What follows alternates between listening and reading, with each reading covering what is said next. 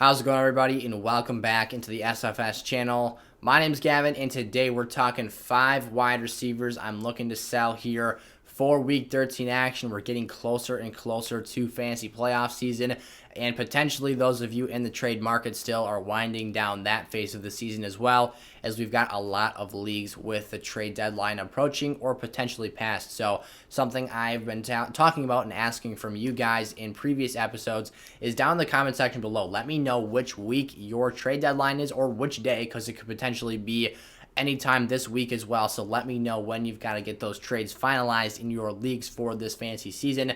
That'll help me know when to get content out for all of you and know whether or not this trade information is still useful for you all in your leagues this season. So thank you guys so much for tuning in. We're not wasting any more time. Hit the intro and let's get into our first must-sell wide receiver.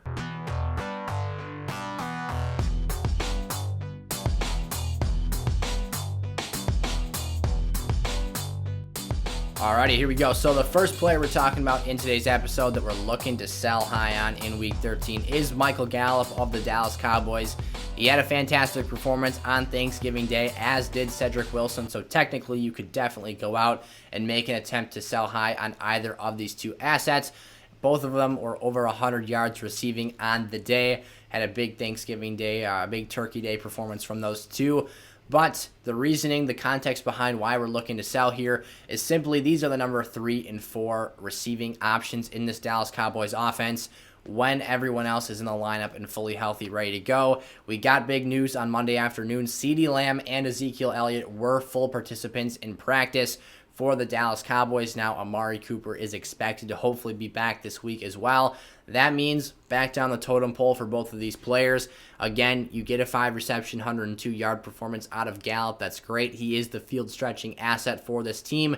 He is the player that goes up, wins contested jump balls, and he is a very good X-wide receiver for this team.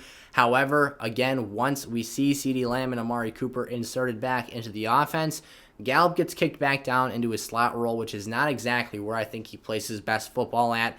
And when you just talk about the limited opportunities, the limited reps, they can't throw everyone the ball in this offense every week, and that's going to go back to or see Michael Gallup's numbers trend back in a way that is inconsistent and not dependable for us as a weekly lineup start. So take advantage of Michael Gallup. I would take anyone in the wide receiver 2 range for him. Maybe you add Michael Gallup and another helping piece to get the job done for a trade. As always, if you guys have questions for your individual trade scenarios, drop those down in the comment section below. I'm happy to help you guys out.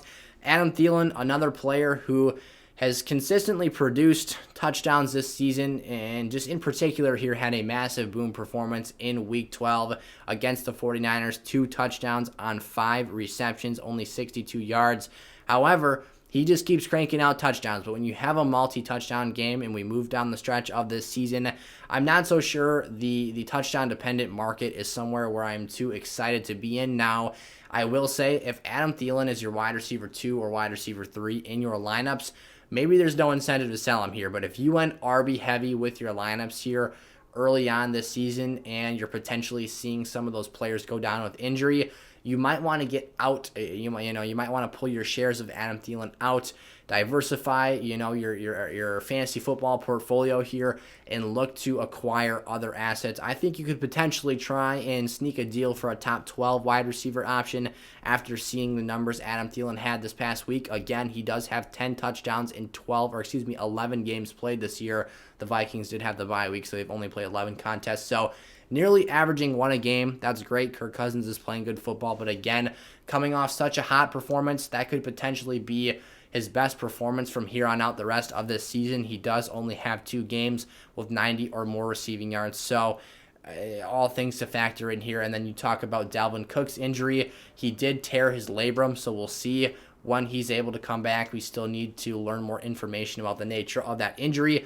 But with him out for likely at least the duration of the fantasy playoffs is what I would expect here. And now having Alex Madison as the running back 1 for Minnesota's offense, how does that impact the overall offense here for the Vikings, which is primarily predicated around running the football, setting up the play action game, and getting Kirk Cousins nice reads? So all things to take into consideration here. Again, I'm not like panicking on Adam Thielen, and I'm not saying you should just trade him away just to do so. However, if he is playing a vital role to your lineups, you might want to move him for a safer option. I would move him for a Keenan Allen or a Deontay Johnson. Those tend to be two of my favorite players to go out and trade for with safer floors and some nice ceiling components as well. I would go out and make those moves today if I had Thielen on my roster. T. Higgins for the Cincinnati Bengals, coming off another great game for him this season. 6 receptions on 8 targets, 114 and a touchdown that came on a 32-yard grab, which was something we love to see.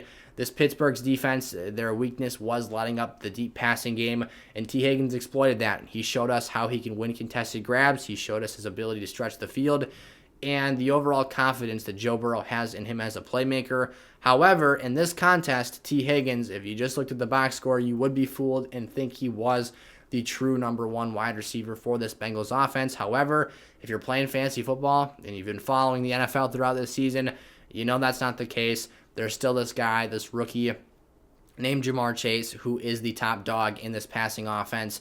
That is the wide receiver 1 to own for this Bengals team.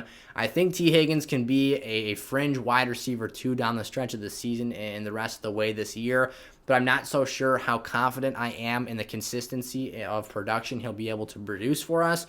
So if you can move on, again, to better options and find yourself more consistent ways to have consistent potential in production in your lineups, that's something I would at least investigate and explore the trade market for this week. And again, if you guys have questions for me, if you've got offers for T. Higgins or are thinking about sending an offer with T. Higgins involved, I'd be happy to give you guys my 2 cents for those deals.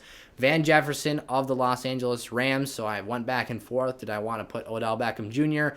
or did I want to put Van Jefferson on the list for today? The argument for OBJ being the player on the sell high list here is that Odell scored his first touchdown since week 4 of 2020. Now, he did tear his ACL, so it's not entirely his fault.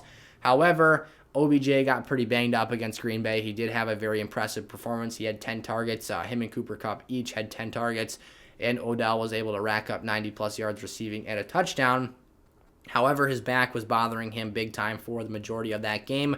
That's something to watch here, and obviously the reason for selling high potentially would be anticipating missed games or something of that fashion for Odell down the stretch of this season. However, Van Jefferson is the name I'm looking to sell here this week. I am going to value Odell in a higher light than I will Van Jefferson because at the end of the day, this game script was set up very nicely for Van Jefferson, who I truly believe is still the clear number 3 option behind Odell Beckham Jr., who is, in my eyes, the number 2 pass-catching weapon for this team.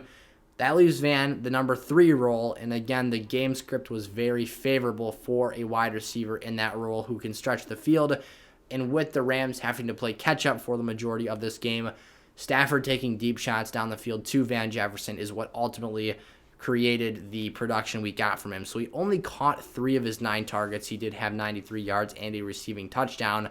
However, he was still the 3rd most targeted player in this offense behind, again, Odell Beckham Jr. and Cooper Kupp at 10. So the margin of difference between those 3 players is slim to none. However, it is important to me here to see that he is playing that number 3 role. The Rams have got to get it back on track. They are a team that needs to find themselves. They're 0-3 since acquiring Von Miller and Odell Beckham Jr. But I don't expect them, with that being said, to continue trailing in such extreme fashion and to have to be playing catch-up late in these contests. So I think that when that's the case, you're going to see less volume head Van Jefferson's way, less deep ball shot opportunities.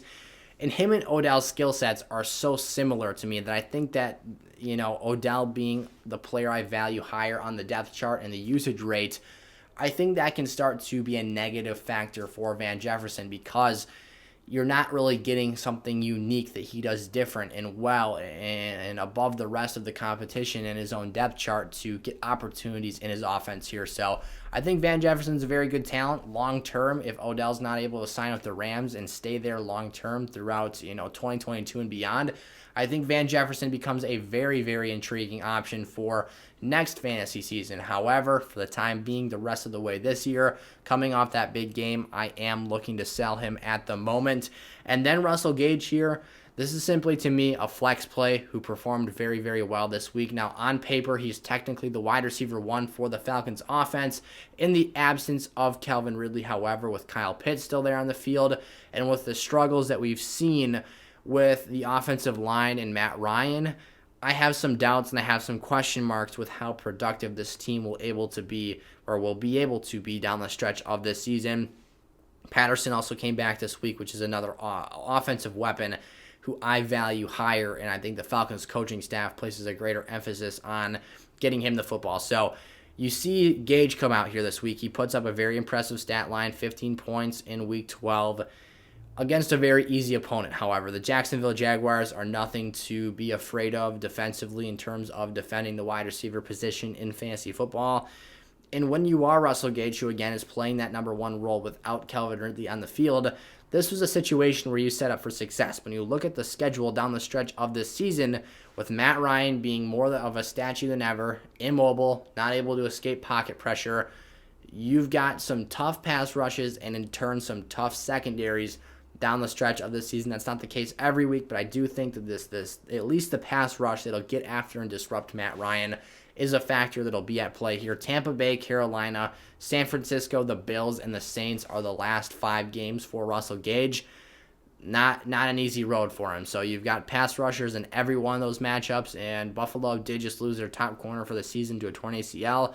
But outside of that, Carolina's got a solid secondary, and again, all of them have a formidable defense and pass rushing unit. So if you can sell Russell Gage, again, get someone else in that wide receiver 2 territory, or use Gage as an inflated helping piece this week to get that big deal done for you that could potentially be the difference maker in your leagues, that's something I'm doing. I'm not so concerned about keeping him as a bench stash, as I think he's a lower end flex play for teams the rest of this season. And especially if Calvin Ridley for some reason was to return to this team, that would affect his availability and overall value to your lineups as well. All right, those are my 5 wide receivers I'm looking to sell high on here for Week 13 action. And as I said throughout the video, make sure to drop those questions and comments down in the comment section below, and I'll be happy to get back to as many of you as possible throughout this week heading into our games and before those fantasy trade deadlines. So thank you guys so much for tuning in. I'll see you guys next time. Peace out.